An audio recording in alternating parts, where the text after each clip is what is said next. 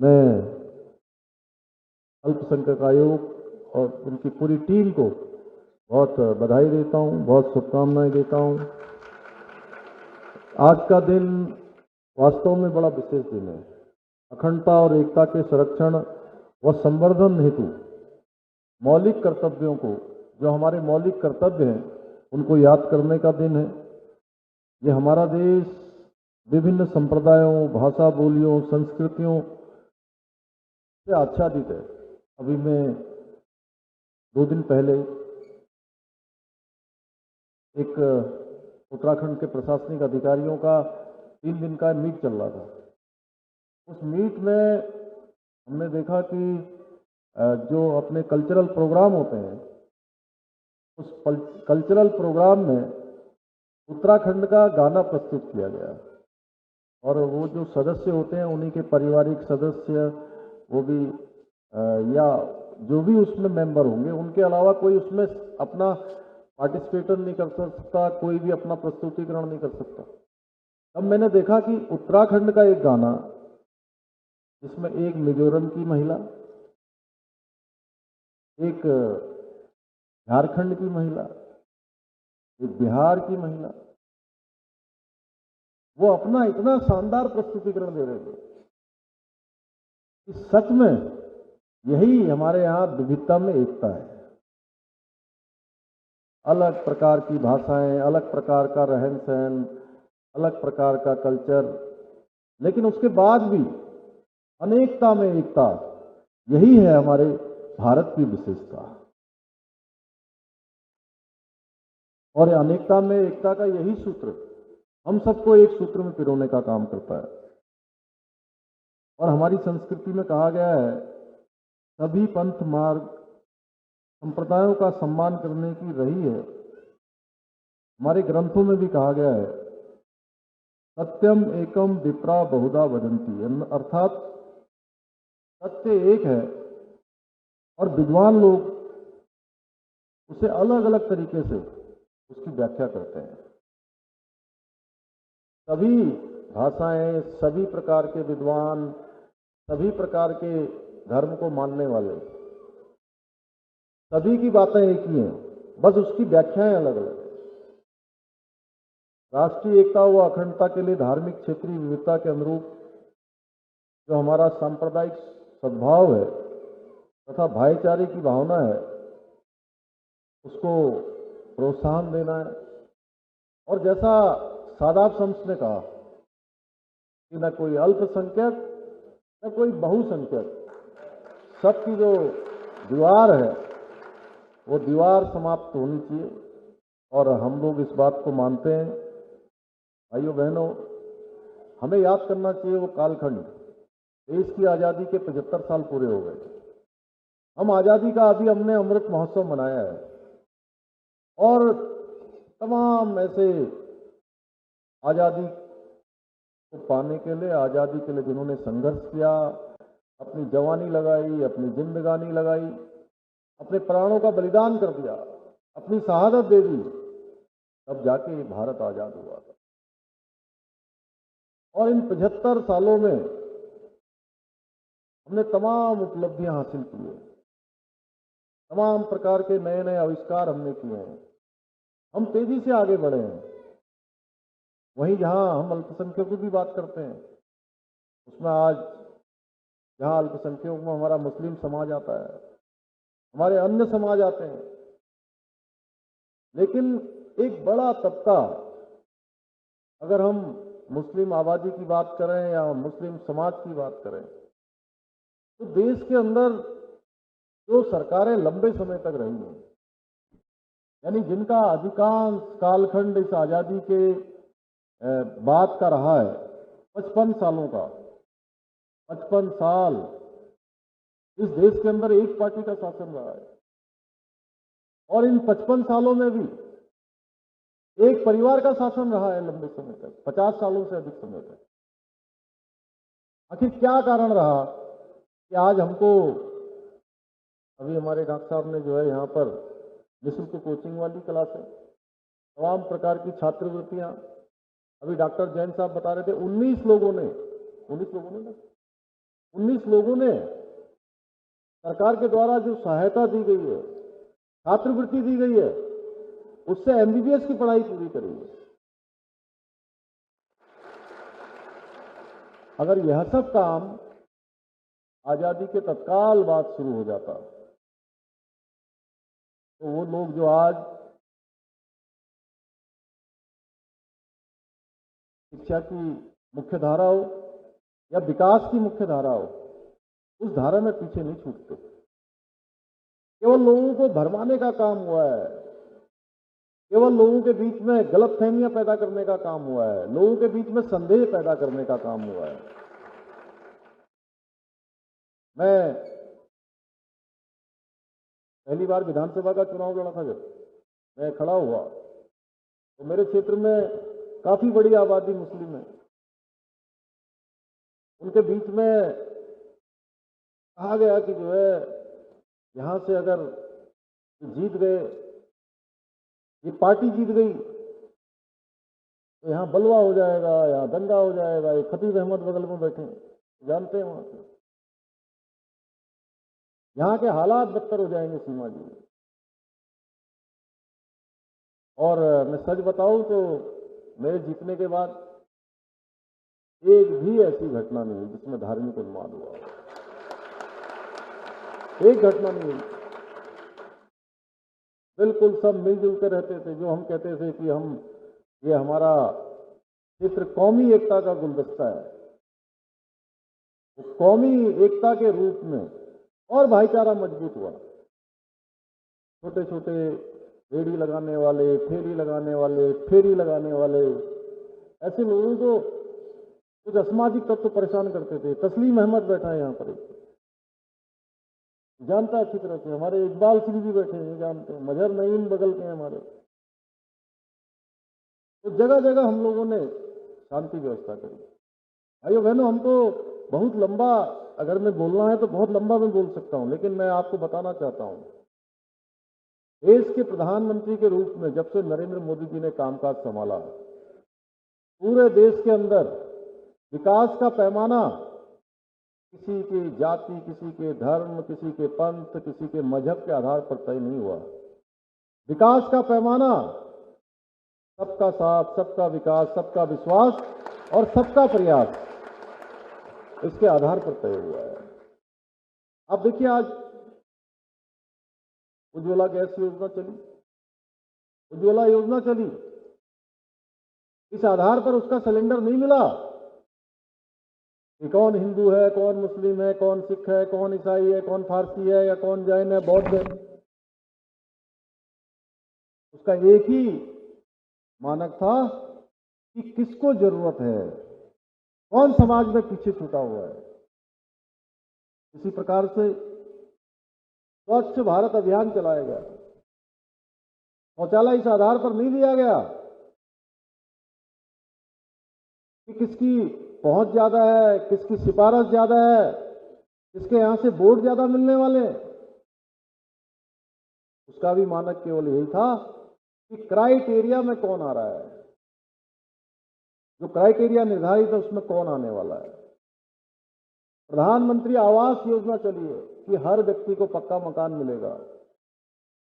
जिसका कच्चा घर होगा उसको पक्का घर मिलेगा, जिसकी झोपड़ी होगी उसको भी पक्का मकान मिलेगा, जिसका घर नहीं है उसके लिए घर बनाया जाएगा।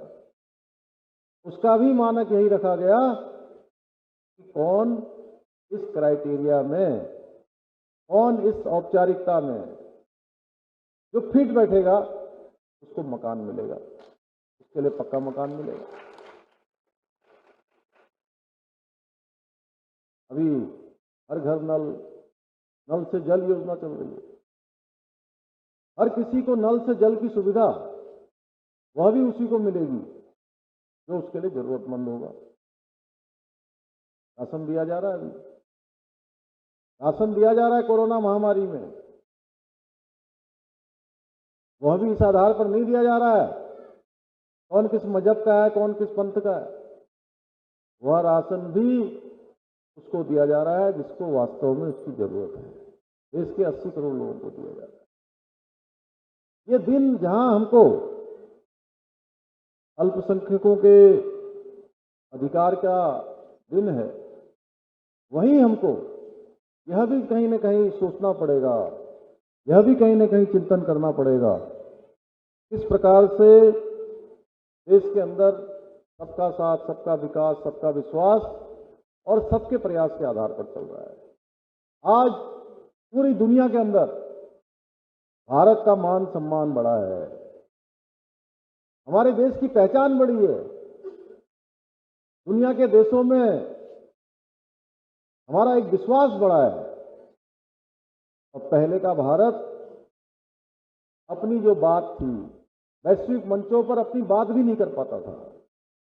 हमारी पहचान हो गई थी कि हम पीछे रहते हैं, हम बोल नहीं पाते हैं, आंखों में आंखें डाल के बात नहीं कर पाते, ये हमारी पहचान हो गई थी। आज भारत के हर व्यक्ति के मन में एक विश्वास पैदा हुआ है कि दुनिया का कोई भी क्षेत्र हो, दुनिया का कोई भी ग्राउंड हो, जहां हमारे खिलाड़ी हर ग्राउंड पर तिरंगा लहरा रहे हैं, हर ग्राउंड पर पदक जीत रहे हैं, वहीं भारतवासी के हर किसी के मन में आ गया है कि कोई भी क्षेत्र होगा तो भारत का हर भारतवासी और हमारा देश उसका नेतृत्व कर सकता है। यह विश्वास जगाने का काम हुआ है। किसी भी क्षेत्र में हम बात करेंगे, हमने भी इसकी शुरुआत की है, जहां हमारे सभी बहनों के लिए समान कानून की बात हमने करी है, हम उसको बढ़ा रहे हैं कि समान कानून होगा सबके लिए, किसी को कोई पीड़ित नहीं करेगा, क्योंकि हमारा राज्य अपने आप में एक वैशिष्ट लिया हुआ राज्य है, जहां पर सब लोग शांति से रहते हैं, जो भी यहाँ रहने वाले हैं उनको सभी प्रकार की सुविधाएं मिल रही हैं। हम चाहते हैं कि हमारे मुस्लिम समाज की हमारी बहनें, जो हमारे प्रधानमंत्री मोदी जी ने उनके बढ़ने के अनेकों अवसर आगे बढ़ाए हैं, उनकी परेशानियों को कम करने के लिए, उनके चूल्हों से धुएं को कम करने के लिए, उसको समाप्त करने के लिए जो योजनाएं बनाई हैं, उनके इलाज के लिए जो 5 लाख रुपए तक की आयुष्मान भारत योजना चलाई है, उसका सर्वाधिक लाभ किसी को मिल रहा है, तो मैं कह सकता हूं कि हमारे अल्पसंख्यक परिवारों को मिल रहा है, अल्पसंख्यक भाई बहनों को मिल रहा है। तो निश्चित रूप से कहीं ना कहीं आज जो मुख्यमंत्री हुनर योजना चलाई गई है, उस योजना से भी हमको सीधे सीधे जुड़ने की आवश्यकता है। कामकाजी जो हमारी बहनें अपने घरों में रहकर काम कर सकती हैं, स्वयं सहायता समूह के माध्यम से कर सकती हैं, उन सबको कहीं ना कहीं आज के अवसर पर उनके अंदर चेतना आए, उनके अंदर एक जागरण का काम हो, वह भी समाज की मुख्य धारा में, विकास की मुख्य धारा में और प्रगति और गति की मुख्य धारा में, उन्नति की मुख्य धारा में आगे बढ़े। तो निश्चित रूप से आज का ये दिन हमारे लिए बहुत ही महत्व का दिन है और बहुत अच्छा दिन है। आज मैं कह सकता हूं कि मोदी जी के नेतृत्व में अल्पसंख्यक वर्ग के कल्याण एवं उत्थान के लिए अभूतपूर्व कार्य किए गए हैं। भाई बहनों, दुनिया के पीड़ित समुदाय को अपने देश में शरण देकर, जो भी हमने कहा कि कोई ना अल्पसंख्यक ना बहुसंख्यक, वसुधैव कुटुंबकम का भाव का पालन करना, यह हमारे भारत की प्राचीन परंपरा है। उसका ही जीता जागता उदाहरण है कि जो पारसी समुदाय, जिसकी संस्कृति आज केवल भारत में बची हुई है, ऐसे कई उदाहरण हैं जो भारत की महान संस्कृति की विशेषताओं को परिभाषित करते हैं। इसी का कारण है कि सीए, सिटीजन अमेंडमेंट एक्ट, जो नागरिक संशोधन विधेयक पारित होना, इस बात की सार्थकता का पर्याय है। इसके तहत जो पाकिस्तान, बांग्लादेश, अफगानिस्तान में तमाम लोग जो तमाम प्रकार की प्रताड़नाओं का शिकार हुए हैं, उन सभी को भारत में शरण प्रदान की जा रही है। उसके लिए भारत की संसद ने कानून बनाया है भाइयों बहनों। इसी के साथ साथ मातृशक्ति के लिए, महिला सशक्तिकरण की दृष्टि से हमारी मुस्लिम बहनों के और उनके हितों की रक्षा के लिए भी, इससे संबंधित कानून भी, उस पर भी ऐतिहासिक फैसला हुआ है। पहले के समय में जो सरकार के निर्णय होते थे, सरकार के जो काम होते थे, सरकार के वो काम केवल वोटों के लिए होते थे कि एक बार वोट लेना है इसलिए धोखे में रखना है, वोट लेना है इसलिए तुष्टीकरण करना है, वोट लेने के लिए सारे काम, वोटों के लिए देश के साथ, पूरे के पूरे समुदाय के साथ तमाम प्रकार से जो समझौतों पर समझौते करने का काम होता था। लेकिन प्रधानमंत्री मोदी जी के नेतृत्व में यह सरकार, भारत की सरकार हो या राज्य की सरकार हो, वह तुष्टीकरण पर विश्वास नहीं करती है। हम अल्पसंख्यक समाज के अधिकारों का संरक्षण हमारी प्राथमिकता है कि उनको भी आगे बढ़ने का अवसर मिलना चाहिए, उनके बच्चों को भी आगे शिक्षा का अवसर मिलना चाहिए, उनका संवर्धन होना चाहिए, उनको आगे बढ़ाने का काम होना चाहिए। महिलाओं के क्षेत्र में शिक्षा और सशक्तिकरण दोनों होने चाहिए। आज प्रधानमंत्री मोदी जी के नेतृत्व में देश में बिना किसी भेदभाव के, बिना किसी पक्ष विपक्ष के, हर वर्ग के लिए लागू की गई कई योजनाओं द्वारा सभी वर्ग के लोगों को लाभ मिल रहा है। इसके लिए हम लोगों ने भी विशेष कदम उठाए।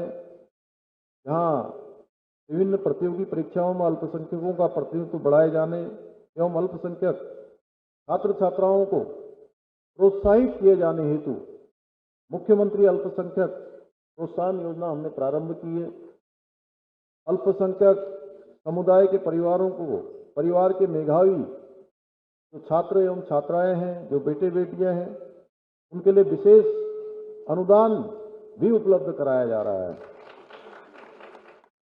हमारी सरकार ने अल्पसंख्यक क्षेत्रों में मांग के अनुसार आर्थिक व शैक्षणिक विकास के लिए 4 करोड़ रुपए की लागत से अल्पसंख्यक विकास निधि की स्थापना की है।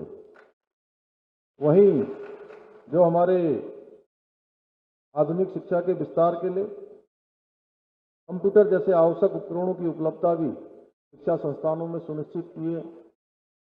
Maulana Azad education finance foundation योजना के तहत उत्तराखंड राज्य के गरीब अल्पसंख्यक छात्र छात्राओं को व्यावसायिक शिक्षा हेतु बिना ब्याज के ऋण देने का भी प्रावधान किया गया है।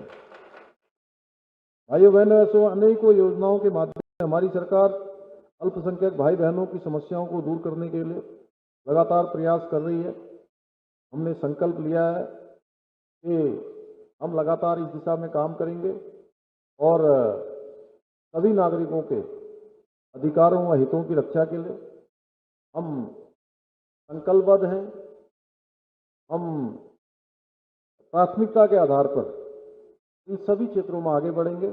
आज के इस अवसर पर मैं आप सभी को विश्वास दिलाता हूं कि हमारी सरकार आपके सर्वांगीण विकास के लिए, आपके आने वाले हमारे सभी नौनिहालों के लिए निरंतर अपने प्रयासों को गति देने का काम करेंगी। एक बार मैं पुनः आप सभी को विश्व अल्पसंख्यक अधिकार दिवस की ढेरों सारों शुभकामनाएं देते हुए